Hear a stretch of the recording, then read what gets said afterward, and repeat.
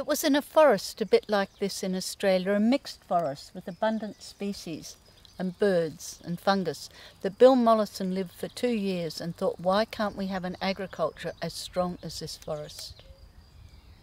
An agriculture which doesn't need chemical inputs, yet a forest in which everything is a food or useful product.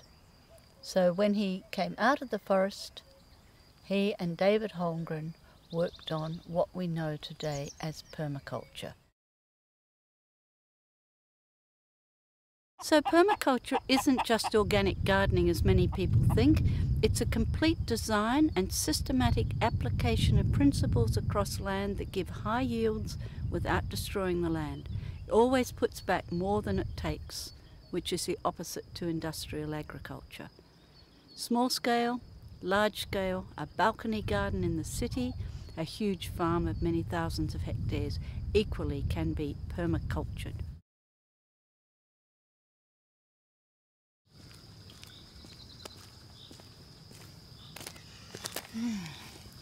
What we're looking at here is one of the world's problems in small state.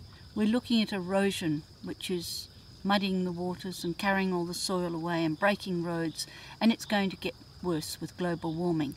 Mollison and Holmgren looked at world problems like these in 1975, and to date they're worse. All that permaculture is about is solving the problems, solve these issues. So the idea is that you are able to have good techniques on a local level to solve problems, because the solutions are particular to each area, but we have principles. And if we were looking at water, we'd say slow it down and spread it. Then we don't have this sort of problem. So by looking at global problems, they came down to the local, the cultural, the special, and they developed solutions for them.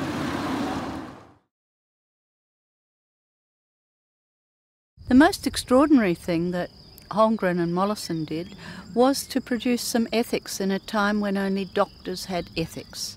The first ethic is to care for the earth, which cares for us. Second is to care for people. And the third ethic is to distribute surplus to our needs. And this has made a huge difference to permaculture in applying these principles all the way to social life and to the land. What we're seeing here is one of nature's wonderful examples of cooperation. And one of the principles of permaculture taken from nature is cooperation. There's actually very little competition in nature. And we're seeing something else here apart from the cooperation. This swarm of bees here in spring has left the hive, and they've adapted to the lack of resources in that hive to move and find a new place where there are resources. So in permaculture we're talking all the time about cooperation and adaptation to the amount of resources we've got. And the bees are telling us that this is the way to do it.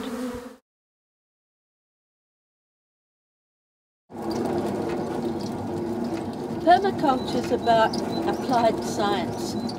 It really is. Just looking at this simple machine for washing clothes, we've just got a pulley system and a belt to work the machinery.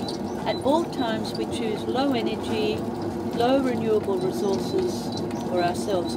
It's the sort of science that everyone knows, the science of light, the science of warmth, the science of small machines and pulleys and fulcrums. It's what we know ourselves, but we actually formalise it to make our lives easier. And what could be easier than washing clothes like this on a sunny morning?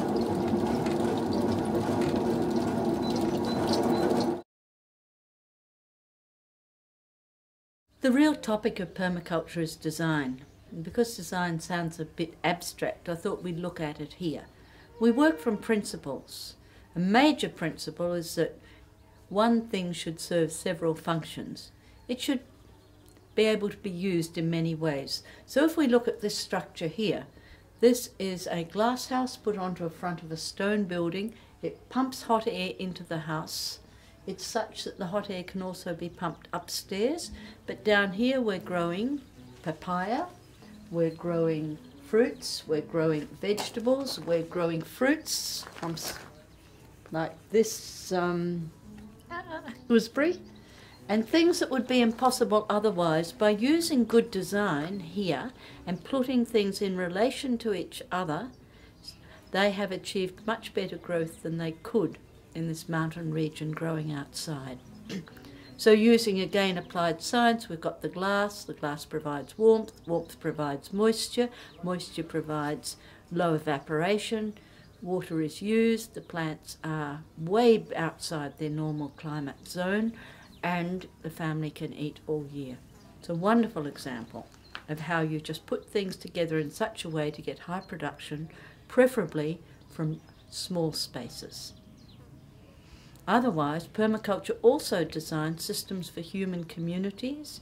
There are systems for finance, there are systems for markets, systems of communication, and always we come back to that basic principle to cooperate.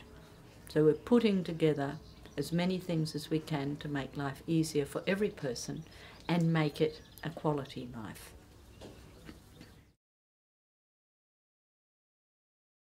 So observation is the chief skill anyone needs to do permaculture. And although I'm looking at this wood, I'm asking myself who lives here and who lives here. In general, good observation tells you where to put your house, how to orient it, where to put your garden, where to put your water tanks. Working all the time from permaculture principles, we're constantly observing and refining. It's actually like having on 10 pairs of glasses and taking them off one at a time, and each time seeing more clearly what there is in your environment, both socially and for the earth, for nature. So we look and then we look again, and each time we see it differently, as I do here.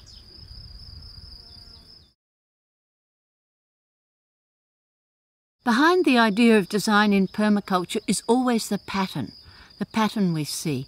I'm looking at the pattern here of this flower, a very common flower in most countries. And the pattern I see is a circle and a spiral, and the circle has function. And the function of this circle is to collect sun and to bring in the pollinators. So every single part of nature functions within some sort of pattern. And the pattern of this seed head here is it is wind dispersed. Not water, not birds, not insects, not humans, but wind. So we're looking all the time at the pattern and how it functions. And then we try to use functioning patterns in our design. So we observe very, very carefully and then put a pattern on the land which is protective and replenishes all natural resources. So pattern is our main subject for design. And this is what we're observing. Permaculture now is worldwide. It's been established for 35 years or more. There are superb examples in Germany, United States, Canada, Australia, United Kingdom. Fabulous models of permaculture, and you can tell when you look at them whether they're designed permaculturally or not. You can see good water management, high production. We have enough evidence now to say in a drought permaculture will work better than anything else you can do, really, to drought-proof your land or to flood-proof it. It works in both ways, or fire-proof it. So all the threats to us today can be solved through very good permaculture design. Most of the threats today can be solved through good permaculture design.